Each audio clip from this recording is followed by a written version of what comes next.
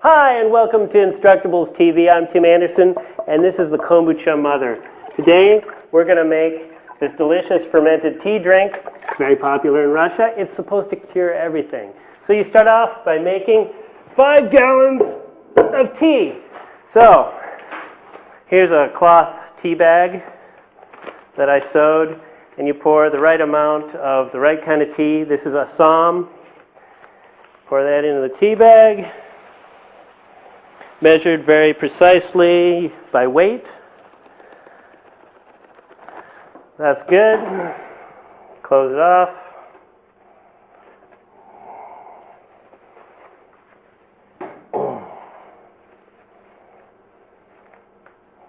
With a very sterile and tight rubber band here.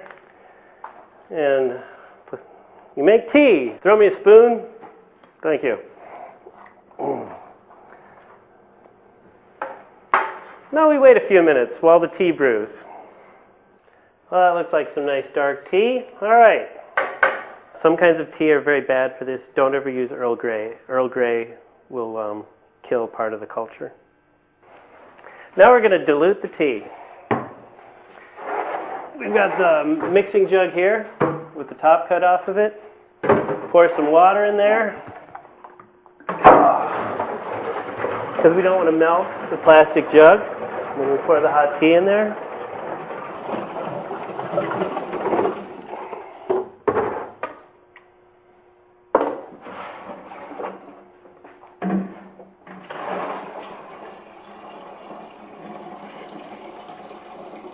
So we're making 5 gallons of tea. I got my giant tea bag here, and I'm just working it and squeezing out all the tea.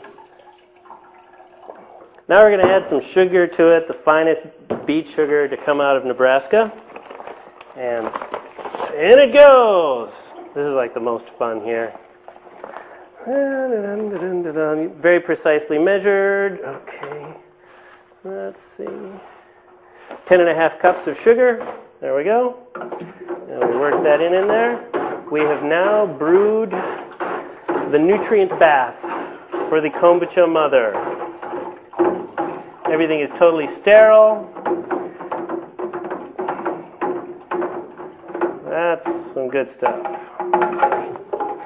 Yeah, tasty. So that was all white sugar. I'm going to add a little brown sugar. It makes it work a little bit faster. And especially if you're using green tea, brown sugar.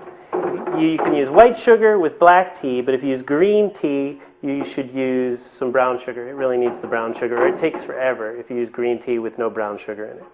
It just takes a little. So these mothers have been just sitting in this stuff for quite a while. This mat here floats on top. It's called the mother. It's this collection of symbiotic organisms, about 30 of them. I'm just going to take these 3 jugs and even them out. Now this old kombucha that's in there, it's very sour, it's good stuff. I'm going to set that aside for later. But I need to pour it off to make room for the new tea.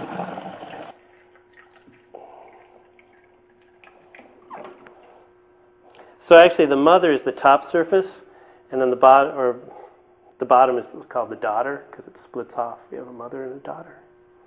Hey, I'm back. It's been a while. I put a bunch of ice in here to cool it off because I didn't want it to be too hot. Now it's cool enough. And so I've got my 3 vats here. Some people like to have a single layer of mother. I like to have a lot of mother. I feel loyalty to my mother in here. So everyone has their own style. You notice the cloths that I just pulled off these things? It's very important not to have a lid. The cloth actually performs a very important function. It prevents condensation. So I'm just pouring the sweet tea in there with the mother.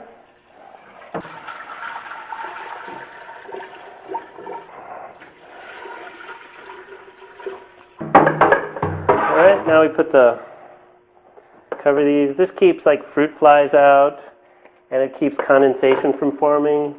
If condensation forms, then now I'm reaching in, I'm going to pull this good, well-formed mother up to the top. It's good to have a good solid skin up there. It's the top layer that controls the character of the whole bath. And that's just, these are just pieces of from a sheet. That's a hanky. Nice clean hanky on there. That's good. Now we come back in about a week.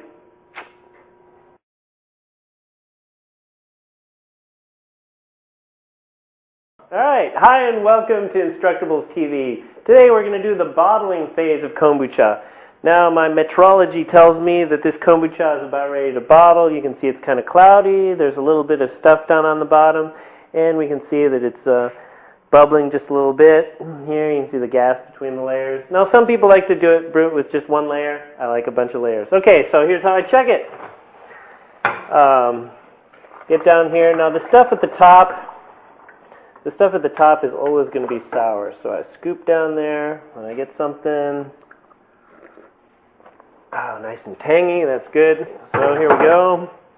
Gonna scoop out some of the mother here. Now I end up having a whole lot of mother because, you know, I feel loyalty to the old mother here. So here we go into the blending vat.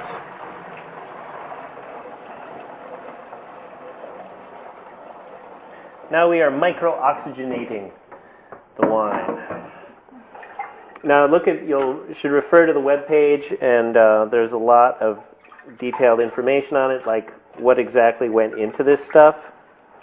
And there's a really good Wikipedia article on the history of kombucha.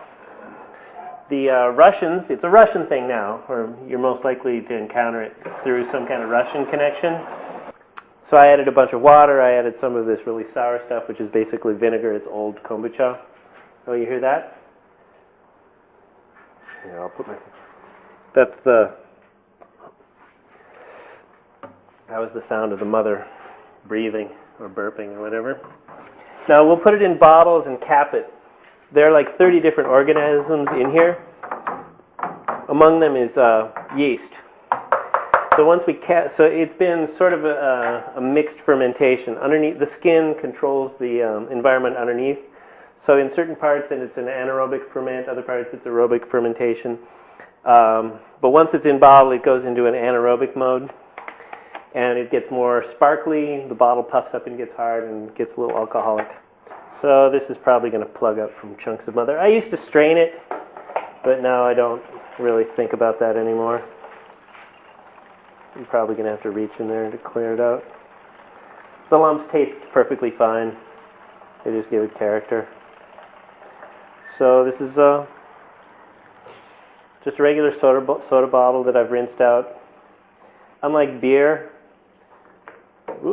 which has to be really pretty sterile, kitchen cleanliness is good enough for kombucha. As long as you don't put a lid on it. As long as you get no mold. If you see fuzz on your mother, it's all over. Got to throw it away and start over. Get a new mother from somewhere else. Can you get a new mother easily? Yeah, there are websites with where people, as you can see, the more you do it, the more mother you get, and it just keeps building up. So there are websites where you can get mother. Well, that's it. You know, we can repeat that. That's what bottling looks like. And then you set it somewhere that's a little bit warmer than room temperature, maybe, if you're in a hurry. Right in front of your refrigerator is usually where the warm air blows out. That's a good place to leave it. You don't really want to leave it in the sun. And then in a few more days, the culture, we just shocked it by pouring it out. It'll take it a little bit for it to start working, and then the bottles will get hard, and then it's time to put it in the fridge and drink it. All right, well, we've left it in the bottle for a little bit to get hard. Let's see how it is. Looks like someone noticed a certain smell coming out of here. There we go. Yeah, here's the one we want. Nice and hard. That's a sign of good carbonation. Put it in the refrigerator. We wait 6 hours while it gets good and cold. Oh, and I think it's about ready now. Let's see how it is. This is a real skill here, especially when it's really strongly carbonated. Yeah.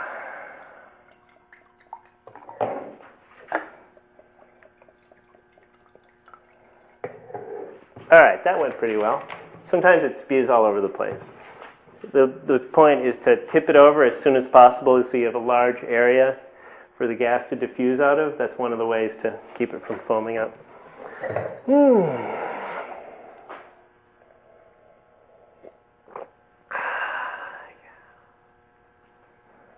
Yeah, that's good. Here, try some.